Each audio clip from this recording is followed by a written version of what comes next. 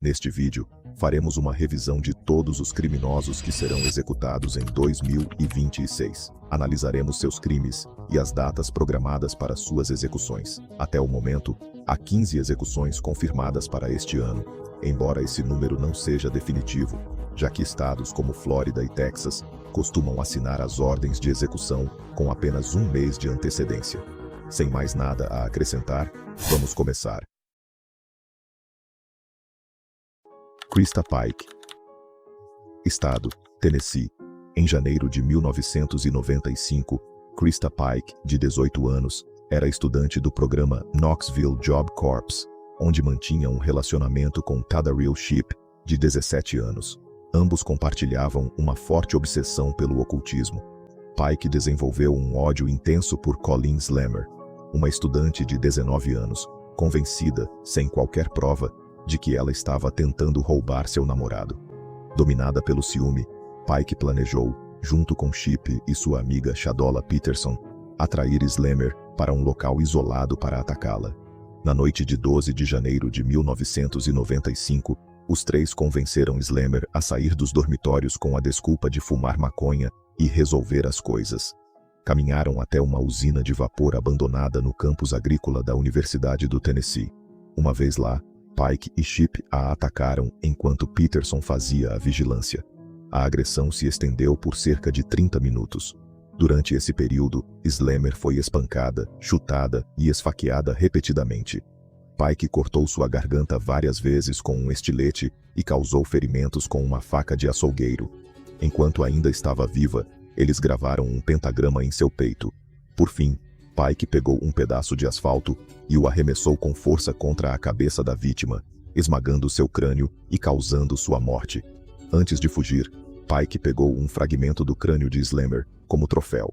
No dia seguinte, vangloriou-se do assassinato diante de colegas, exibindo o osso e descrevendo o crime com orgulho. O corpo foi encontrado em 13 de janeiro. Pike, Shipp e Peterson foram presos em menos de 36 horas. E o fragmento do crânio foi encontrado no bolso de Pike. Em 1996, Pike foi considerada culpada de assassinato premeditado e condenada à morte, tornando-se a mulher mais jovem sentenciada à pena capital nos Estados Unidos na era moderna. Pike passou mais da metade de sua vida no corredor da morte. Em agosto de 2001, enquanto estava encarcerada, tentou estrangular outra detenta, Patricia Jones, com o cadarço de um sapato, quase a asfixiando até a morte. Por esse ato, foi condenada por tentativa de homicídio em primeiro grau em 2004. Em 30 de setembro de 2025, a Suprema Corte do Tennessee fixou oficialmente a data da execução de Krista Pike para 30 de setembro de 2026. Caso seja realizada, Pike terá 50 anos no momento de sua morte. Charles Victor Thompson. Estado: Texas. Na madrugada de 30 de abril de 1998, em Houston, Texas, a vida de Charles Victor Thompson tomou um rumo definitivo. Poucas horas depois de ter sido escoltado pela polícia após uma discussão com o novo namorado de sua ex-companheira, Glenda Denise Haislip, Thompson retornou armado ao apartamento dela.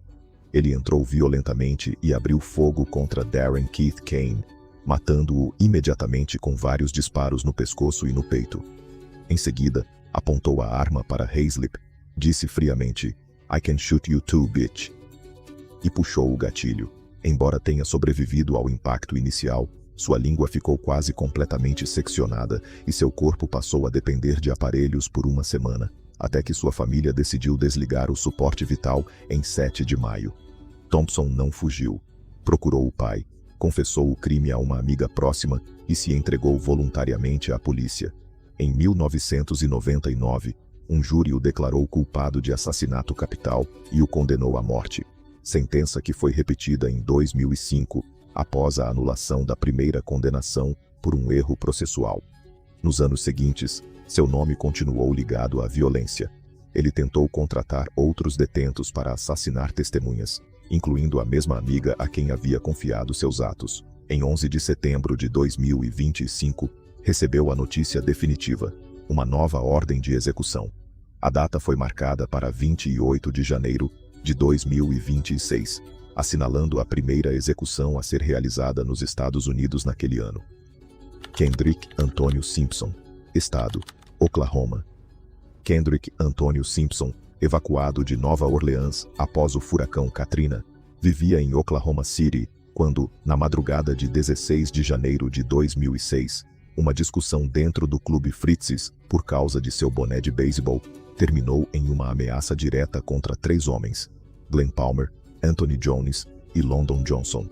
Humilhado, após levar um golpe dentro do local, Simpson esperou do lado de fora e, quando as vítimas saíram, ordenou que seguissem o carro delas. Já na rua, Simpson pegou um rifle de assalto que havia guardado previamente no porta-malas e, de dentro de um veículo em movimento, disparou cerca de 20 vezes contra o Chevy Caprice, dirigido por Palmer. Anthony Jones morreu instantaneamente. Palmer faleceu após alguns segundos de agonia consciente. Johnson sobreviveu ao se jogar no assoalho do carro. Após o tiroteio, Simpson se vangloriou dizendo: "Sou um monstro, não deveriam brincar comigo desse jeito." Tentou continuar a noite normalmente, mas a polícia reconstruiu os fatos graças ao testemunho de Johnson. Simpson foi preso pouco depois, descrito como frio e sem demonstrar remorso. No julgamento, Kendrick Antônio Simpson foi considerado culpado de 2 assassinatos em primeiro grau, da tentativa de assassinato contra London Johnson, o único sobrevivente, e de posse ilegal de arma de fogo. O júri impôs a pena de morte pelos 2 assassinatos, prisão perpétua pela tentativa de assassinato e mais 10 anos pela posse da arma. Durante 19 anos de recursos, tribunais estaduais e federais confirmaram a condenação, e a Suprema Corte dos Estados Unidos recusou-se a revisar o caso. Simpson passou quase 2 décadas no corredor da morte sem demonstrar arrependimento genuíno, segundo as autoridades. Sua execução está programada para 12 de fevereiro de 2026. Cedric Allen Ricks, Estado, Texas. Na noite de 1º de maio de 2013, em um apartamento no complexo Colonial Village, em Bedford, Texas, Cedric Allen Ricks, de 38 anos, desencadeou um ataque mortal contra sua companheira, Roxanne Sanchez, e os 2 filhos dela de um relacionamento anterior, um menino de 8 anos e outro de 12. Ricks tinha um longo histórico de violência doméstica contra várias mulheres, com acusações anteriores de agressões, estrangulamentos e ameaças. Roxanne e as crianças haviam acabado de voltar do supermercado quando uma discussão começou entre o casal. Os gritos alertaram os meninos, que tentaram intervir. Ricks empurrou o filho mais velho e continuou agredindo Sanchez, até que foi até a cozinha, pegou uma faca e a esfaqueou repetidamente, causando ferimentos fatais. As 2 crianças tentaram fugir para pedir ajuda, mas Ricks as perseguiu. O menino de 12 anos foi esfaqueado várias vezes, ficando gravemente ferido. O menino de 8 anos sofreu ferimentos mortais durante o ataque. Ao perceber que seria a próxima vítima, o mais velho fingiu estar morto, o que fez com que Ricks parasse e o deixasse com vida. Após a agressão, Ricks tomou banho, arrumou roupas, pegou o carro de Sanchez e deixou o local, abandonando um bebê de 9 meses, chorando em outro cômodo. Quando se sentiu seguro, o menino sobrevivente ligou para o 911 e relatou o que havia acontecido. A polícia encontrou Roxanne e o menino de 8 anos mortos, e o garoto mais velho com múltiplos ferimentos, mas ainda vivo. Seu testemunho posterior seria decisivo para o processo judicial. Em 2014, Cedric Allen Ricks foi julgado no Texas por assassinato capital pelas mortes de Roxanne Sanchez e do menino de 8 anos. O júri o considerou culpado, com base principalmente no testemunho do garoto sobrevivente e nas evidências físicas do ataque. Ele foi condenado à morte em 16 de maio de 2014. Durante mais de 10 anos, Ricks apresentou recursos em tribunais estaduais e federais, mas todos foram rejeitados, incluindo sua última tentativa perante a Suprema Corte dos Estados Unidos. Sua execução está finalmente programada para o dia 11 de março, na unidade de Huntsville, Texas. James Garfield Broadnax, Estado, Texas. Na madrugada de 19 de junho de 2008, nas ruas de Garland, Texas, James Garfield Broadnax, então com 19 anos de idade, cometeu um duplo homicídio que definiria o resto de sua vida. Naquela noite, Broadnax e seu primo, Demarius Cummings, viajaram de Texarkana até Garland com um objetivo específico: roubar. Levavam uma pistola calibre .380. Levavam intenções letais. E encontraram dois homens que nunca mais veriam a luz do dia. Stephen Swan, de 26 anos, e Matthew Butler, de 28, eram produtores de música cristã. Operavam um estúdio de gravação chamado Zion Gate Records. Naquela noite, estavam do lado de fora do estúdio, trabalhando até tarde em sua música, quando Broadnax e Cummings os avistaram. Dois homens jovens, dois alvos fáceis. Broadnax e Cummings se aproximaram, com armas em punho. Broadnax abriu fogo contra eles. Os disparos foram a queima-roupa. Swan foi atingido na cabeça e no peito. Butler também foi baleado. Ambos caíram. Ambos morreram na rua, em frente ao estúdio de música, na madrugada de um dia de junho. Em janeiro de 2009, um júri do condado de Dallas declarou James Garfield Broadnax culpado de assassinato capital pela morte de Stephen Swan, levando em consideração também a morte de Matthew Butler, ambos assassinados durante o mesmo roubo.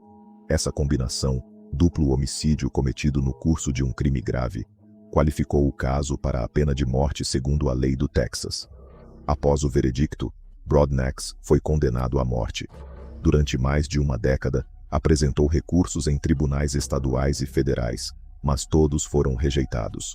Agora, após 15 anos no corredor da morte, James Broadnax será executado em 30 de abril de 2026. Edward Lee Busby, Jr. Estado: Texas. Em 30 de janeiro de 2004, Edward Lee Busby, Jr., de 31 anos, cometeu um dos crimes mais cruéis já ocorridos em Fort Worth. Junto com sua cúmplice, Kathleen Kitty Latimer, sequestrou Laura Lee Crane, uma professora aposentada de 77 anos, no estacionamento de um supermercado Tom Thumb, no sudoeste da cidade. Crane havia dedicado sua vida à educação. Por mais de 2 décadas, foi diretora da escola Star Point da Universidade Cristã do Texas, uma instituição voltada para crianças com dificuldades de aprendizagem. Naquela tarde de sexta-feira, saiu para fazer uma compra rotineira, sem saber que seria a última. Busby e Latimer a abordaram no estacionamento, cobriram sua cabeça com fita adesiva e a trancaram no porta-malas de seu próprio Nissan Sentra. O motivo foi o roubo. Utilizando seus cartões de crédito e um cheque em branco, Busby subtraiu mais de $775. Em seguida, dirigiram para o norte, cruzando para Oklahoma, enquanto a vítima permanecia presa. Segundo a confissão de Busby, ele envolveu o rosto de Crane com grandes quantidades de fita adesiva, cobrindo seu nariz e sua boca. A causa oficial da morte foi asfixia. Seu corpo foi abandonado próximo à Interestadual 35, em Oklahoma, enrolado em um lençol, com a fita ainda no rosto. 2 dias depois, em 1º de fevereiro de 2004, a polícia interceptou o veículo de Laura Crane, em Oklahoma City. Edward Lee Busby, Jr. foi preso e levado a julgamento. Em 2005, foi condenado à morte. Após anos de recursos, sua execução está programada para 14 de maio de 2026. Ele ingressou no corredor da morte aos 33 anos e morrerá ali aos 54. Tony Carruthers. Estado: Tennessee. Na noite de 24 de fevereiro de 1994, Tony Von Carruthers, de 28 anos, executou um plano que havia elaborado desde a prisão. Junto com James Montgomery, sequestrou 3 pessoas em Memphis, Tennessee, com o objetivo de obter dinheiro por meio da violência. As vítimas foram Marcellus Cello Anderson, de 21 anos, seu amigo Frederick Tucker, de 17, e Deloy Anderson, de 43 anos, mãe de Marcellus, uma mulher inocente que estava no lugar errado. Após o sequestro, os 3 foram levados a um cemitério e enterrados vivos sob uma sepultura recente. Dias depois, a polícia descobriu os corpos empilhados sob um caixão. As autópsias confirmaram que nenhum dos ferimentos anteriores era fatal. As 3 vítimas morreram por asfixia, incapazes de escapar enquanto eram cobertas por terra e pelo peso da sepultura. Carruthers e Montgomery foram condenados em 1996 por triplo homicídio, sequestro e roubo. o júri recomendou a pena de morte. Após décadas de recursos, a execução de Tony Von Caruthers foi marcada para 21 de maio de 2026, depois de mais de 30 anos no corredor da morte. Gerald Robert Hand.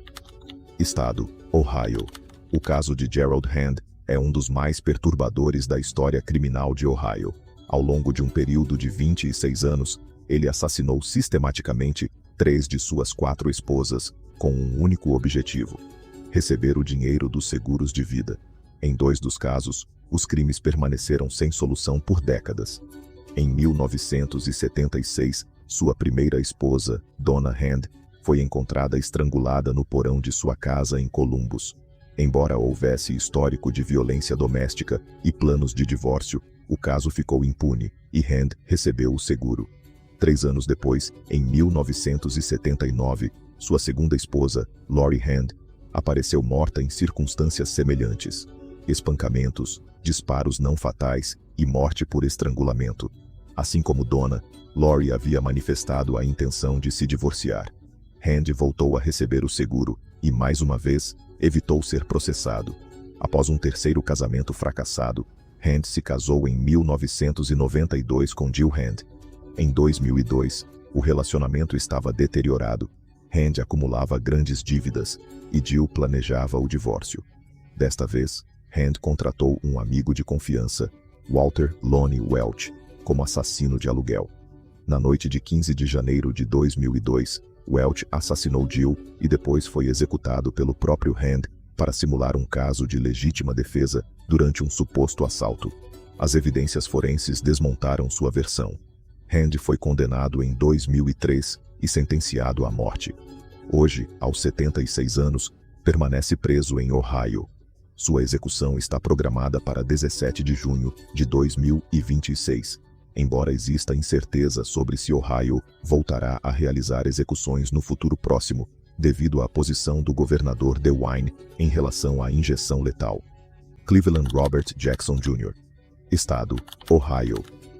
Na tarde de 3 de janeiro de 2002, Cleveland Jackson, de 23 anos, e seu meio-irmão, Jeronique Cunningham, de 29, planejaram cometer um roubo. Horas antes, Cunningham havia comprado crack no apartamento de Lashane Shane Lyles, na East Eureka Street. Mais tarde, ambos retornaram armados. Testemunhas lembrariam que Jackson limpava um carregador cheio de munição e falava abertamente sobre dar um golpe. O alvo estava claro: Shane Lyles. Naquela noite, Jackson e Cunningham chegaram ao apartamento de Shane. No interior havia várias pessoas, incluindo adolescentes e uma menina de 3 anos. Quando Shane retornou, Jackson fingiu querer comprar drogas enquanto Cunningham permanecia na sala. De repente, Cunningham sacou uma arma, espancou brutalmente um dos jovens e obrigou todos a se reunirem na cozinha. Choravam, rezavam e suplicavam. James Grant implorava para que não machucassem sua filha Jayla. Jackson amarrou Shane, o roubou e o levou até a cozinha. Quando Shane disse que não tinha mais dinheiro, Jackson atirou nele pelas costas. Esse foi o início do massacre.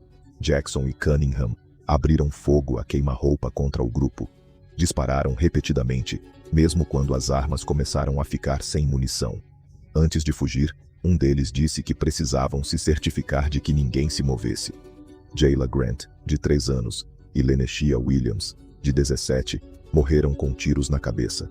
Outras 6 pessoas ficaram gravemente feridas, algumas com sequelas permanentes. Ao todo, 8 pessoas foram baleadas em questão de segundos. A cena foi descrita como caótica e devastadora. Jackson se declarou inocente durante todo o julgamento. Ainda assim, foi julgado e condenado. Hoje, aos 46 anos, continua no corredor da morte de Ohio. Se sua execução vier a ser realizada, será pelo tiroteio em massa ocorrido na noite de 3 de janeiro de 2002. A data prevista é 15 de julho. Danny L. Hill. Estado: Ohio. O crime cometido por Hill em 10 de setembro de 1985 é um dos mais brutais da história de Warren, Ohio. O sequestro, estupro, tortura e assassinato de Raymond Fife, um escoteiro de apenas 12 anos. Naquela tarde, Raymond saiu de casa de bicicleta por volta das 17h15 para visitar um amigo antes de uma reunião dos Boy Scouts. Como de costume, pegou um atalho por um campo arborizado atrás da loja Value King. Ele nunca chegou ao destino. Às 17h50, ao notarem sua ausência, os familiares começaram a procurá-lo. Vários estudantes do ensino médio viram Raymond naquela tarde no estacionamento do Value King. Eles também observaram Danny Lee Hill, de 18 anos, e Timothy Combs, de 17, circulando pela área. Uma das testemunhas ouviu o grito de uma criança vindo da trilha. Outra afirmou ter visto Hill e Combs saírem da área arborizada pouco depois. Por volta das 21h30, o pai de Raymond encontrou o filho no campo. Ele estava nu, gravemente espancado e com queimaduras no rosto. Embora ainda respirasse, os ferimentos eram fatais. Raymond morreu 2 dias depois, em 12 de setembro de 1985, sem nunca ter recuperado a consciência. No mesmo dia em que Raymond faleceu, Danny Lee Hill se apresentou voluntariamente à polícia para perguntar sobre uma recompensa oferecida por informações do caso. Durante a entrevista, demonstrou conhecimento de detalhes que não haviam sido divulgados publicamente, o que levantou suspeitas imediatas. Hill foi preso, julgado e condenado à morte. Desde então, apresentou mais de 25 recursos, tornando seu caso um dos mais longos e controversos do sistema de pena capital de Ohio. Hoje, aos 58 anos, Danny Lee Hill continua no corredor da morte. Sua execução está programada para 22 de julho de 2025. Anthony Darrell Dugard Hines. Estado: Tennessee. Em março de 1985, Anthony Darrell Hines, de 26 anos, registrou-se no Seabourn Motel, localizado às margens da Interestadual 40, em Kingston Springs, Tennessee, escondendo consigo uma faca de caça. Naquele mesmo dia, Catherine Jean Jenkins, de 54 anos, funcionária da limpeza do motel, realizava suas tarefas habituais enquanto guardava uma bolsa com dinheiro do estabelecimento. Entre 13h e 13h30 do dia 3 de março de 1985, o corpo de Jenkins foi encontrado enrolado em um lençol ensanguentado dentro do quarto 21. Ela havia sido assassinada enquanto limpava o local. A cena revelou sinais de extrema violência e agressão sexual. A autópsia confirmou múltiplas facadas profundas no peito, além de ferimentos superficiais e lesões nos genitais. A causa da morte foi determinada como múltiplas perfurações por arma branca. Após o crime, Hines fugiu usando o carro da vítima, levando consigo o dinheiro e as chaves. Testemunhas o viram deixar o motel com roupas manchadas de sangue. O veículo apresentou problemas mecânicos e foi abandonado. Pouco depois, Hines foi visto com dinheiro em espécie e em posse das chaves do automóvel de Jenkins. Já no Kentucky, confessou a familiares que havia esfaqueado alguém no motel, embora posteriormente tenha dado versões contraditórias às autoridades. Hines foi preso, extraditado para o Tennessee e acusado de homicídio em primeiro grau, estupro e roubo qualificado. Foi julgado em 1986 e condenado à morte. Após quase 4 décadas no corredor da morte, em 30 de setembro de 2025, a Suprema Corte do Tennessee marcou sua execução para 13 de agosto de 2026. Atualmente, Anthony Hines tem 66 anos e passou cerca de 40 anos aguardando sua sentença final. James D. O'Neill. Estado: Ohio. James Derrick O'Neill e Carol O'Neill se casaram em 14 de novembro de 1992 e se mudaram para uma casa na Plainville Road, em Cincinnati, junto com vários filhos de ambos, provenientes de relacionamentos anteriores. No entanto, o casamento se deteriorou rapidamente. Amigos e colegas de trabalho perceberam que Carol estava exausta, estressada e determinada a encerrar a relação. Em 7 de dezembro de 1993, a situação evoluiu para um episódio de violência doméstica. Carol ligou para o 911 e a polícia encontrou hematomas visíveis em seu rosto e pescoço. No mesmo dia, ela registrou uma queixa formal e solicitou uma ordem de proteção. Carol trocou as fechaduras da casa e avisou aos filhos que não permitissem a entrada de O'Neill nem atendessem ligações sem consultá-la. Após o incidente, O'Neill deixou a residência e passou a viver nas ruas. 4 dias depois, em 11 de dezembro de 1993, O'Neill ligou repetidamente para Carol em seu local de trabalho. Em uma das chamadas, ameaçou matá-la. Carol, visivelmente aterrorizada, informou imediatamente a polícia. Naquela mesma noite, por volta das 21h30, O'Neill foi até a casa, quebrou o vidro da porta da frente e entrou à força. Ele perseguiu Carol até o quarto, disparou através da porta e, em seguida, atirou várias vezes mais enquanto ela estava caída no chão, suplicando e chorando diante de seus filhos. Carol O'Neill morreu no local. Em 1995, um júri recomendou a pena de morte, e o tribunal a impôs formalmente. As condenações foram confirmadas em instâncias de apelação. James Derrick O'Neill, nascido em 1954, passou mais de 30 anos no corredor da morte de Ohio, e salvo mudanças legais, sua execução está programada para 19 de agosto de 2026. Jerome Henderson. Estado: Ohio. Na madrugada de 3 de março de 1985, Mary Akoff, de 26 anos, estava sozinha em seu apartamento no porão de um edifício na Highland Avenue, no bairro Mount Auburn, em Cincinnati. Na noite anterior, havia passado tempo com o namorado e retornou para casa por volta da meia-noite. Por volta das 4h50, um vizinho ouviu ruídos estranhos vindos do apartamento de Mary, e pouco depois, outra testemunha viu Jerome Henderson na área, comportando-se de maneira suspeita e cobrindo o rosto.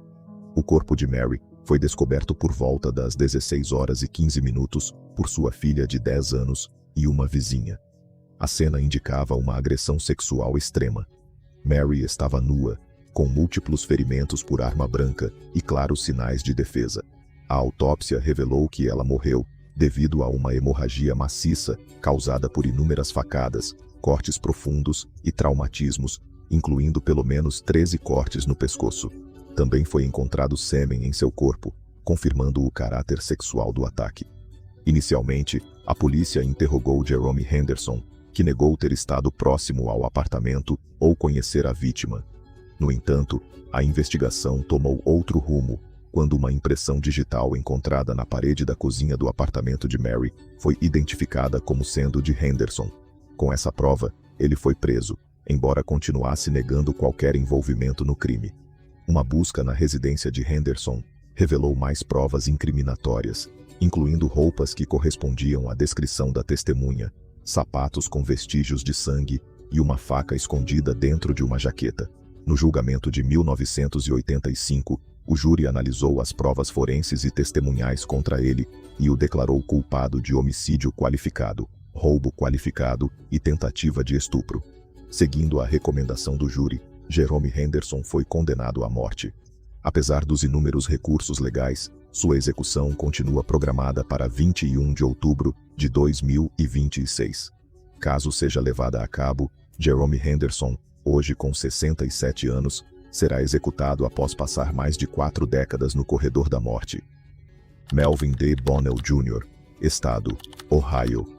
Na madrugada de 28 de novembro de 1987, Melvin D. Bonnell Jr., de 30 anos, invadiu um apartamento na Bridge Avenue, em Cleveland, Ohio, onde moravam Shirley Hatch, Edward Birmingham e Robert Eugene Banner.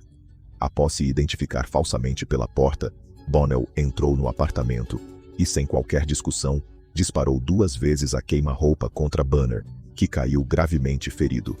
Hatch fugiu para pedir ajuda enquanto Birmingham acordava e ia até a cozinha, onde encontrou Bonnell agredindo Banner, apesar dos ferimentos causados pelos tiros.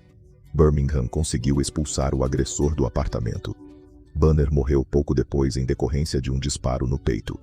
Em março de 1988, Bonnell foi considerado culpado de invasão de domicílio agravada e de 2 acusações de homicídio qualificado, ambas com especificação de pena de morte. Após esgotar todos os recursos, sua execução está marcada para 18 de novembro de 2026. Bonnell, hoje com 67 anos, passou mais de 37 anos no corredor da morte de Ohio. Gary Wayne Sutton. Estado: Tennessee. Em 21 de fevereiro de 1992, Tommy Griffin, de 24 anos, passou a tarde bebendo cerveja e jogando sinuca no Howie's Hideaway Lounge, em Maryville, Tennessee, junto com seu tio James Dellinger e Gary Wayne Sutton. Não houve sinais de conflito dentro do bar, mas, pouco depois de saírem juntos em um Camaro escuro, testemunhas relataram uma briga violenta à beira da estrada, onde dois homens tentavam puxar um terceiro do banco traseiro. Minutos depois, o incidente foi comunicado ao 911. Naquela mesma noite, ocorreram fatos ainda mais graves. Um incêndio criminoso destruiu o trailer de Griffin, confirmado por investigadores como provocado com o uso de um acelerante. Horas depois, Dellinger e Sutton pagaram a fiança para libertar Griffin da cadeia do condado de Blount. Pouco tempo depois, disparos foram ouvidos em uma área arborizada, conhecida como Blue Hole, às margens do rio Little River. Em 24 de fevereiro, o corpo de Tommy Griffin foi encontrado em Blue Hole. Ele havia sido executado com um disparo de espingarda na base do crânio. No local, foram encontrados cartuchos calibre 12 e latas de cerveja, e a evidência balística os vinculou a armas encontradas no trailer de Dellinger. Dias depois, em 28 de fevereiro, o corpo carbonizado de Connie Brennan, irmã de Griffin, foi descoberto dentro de seu veículo incendiado na mesma região. Um cartucho de rifle encontrado no local foi associado a outra arma pertencente a Dellinger. Um júri condenou Dellinger e Sutton pelo assassinato premeditado de Tommy Griffin. Durante a fase de sentença, foram apresentadas suas condenações anteriores pelo assassinato de Connie Brennan, o que levou à imposição da pena de morte para ambos. Gary Wayne Sutton passou mais de 29 anos no corredor da morte do Tennessee. No passado, teve uma data de execução marcada, mas ela foi cancelada quando o governador Bill Lee suspendeu todas as execuções em 2022, devido a falhas no protocolo de injeção letal. Quando o estado anunciou um novo grupo de datas de execução, no início de 2025, após a retomada do processo, Sutton foi o único dos 5 detentos considerados que não recebeu uma nova data naquele momento.